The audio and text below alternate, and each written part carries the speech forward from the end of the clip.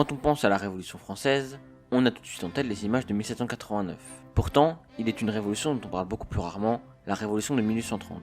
Pour comprendre cette révolution, il faut avant tout faire un peu de contexte. Avant 1830, la France est aux mains de Charles X, un Bourbon. Mais ce dernier est beaucoup critiqué, notamment par les libéraux, pour sa politique qualifiée d'ultra-royaliste. Par ailleurs, des élections seront organisées en 1827, où les libéraux deviendront majoritaires à l'Assemblée. Charles X décidera alors de faire un compromis, et nommera comme Premier ministre le vicomte de Matignac, mi-libéral, mi-ultra-royaliste, ce qui aura pour conséquence d'affirmer l'opposition libérale. Lors de l'été 1828, Charles X va alors décider de faire un revirement politique et renvoyer le Premier ministre Matignac, remplacé par Jules de Polignac, un ultra-royaliste plus proche de ses idées politiques. Mais quand l'information paraît dans le journal Le Moniteur, cela fait l'effet d'une bombe. Polignac est extrêmement impopulaire auprès de la bourgeoisie, les seuls ayant le droit de vote à cette époque.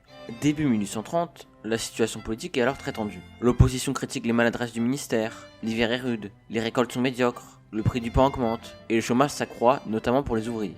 De nouveaux journaux font alors leur apparition, comme le National.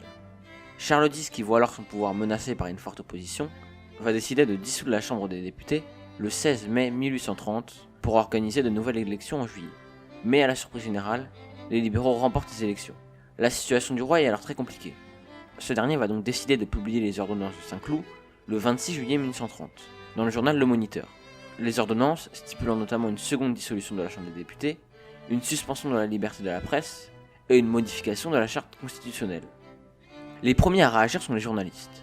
Une protestation est alors signée par 44 d'entre eux, refusant de reconnaître la dissolution de la Chambre, jugée illégale en vue de la charte constitutionnelle.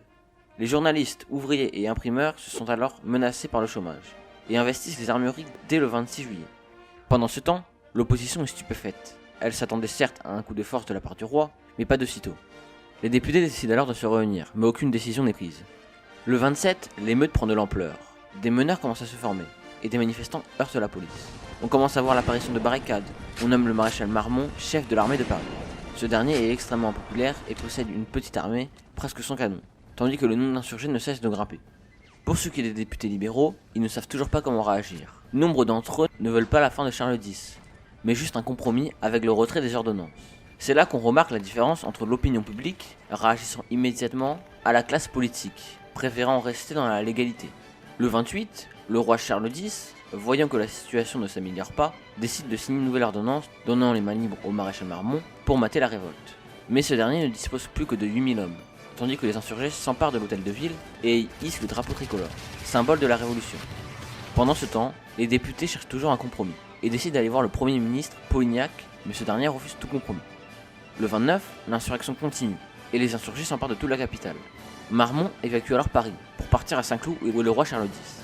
Les députés forment alors une commission municipale, tandis que Lafayette est nommé à la tête de la garde nationale. Tout cela dans l'objectif de restaurer un certain ordre.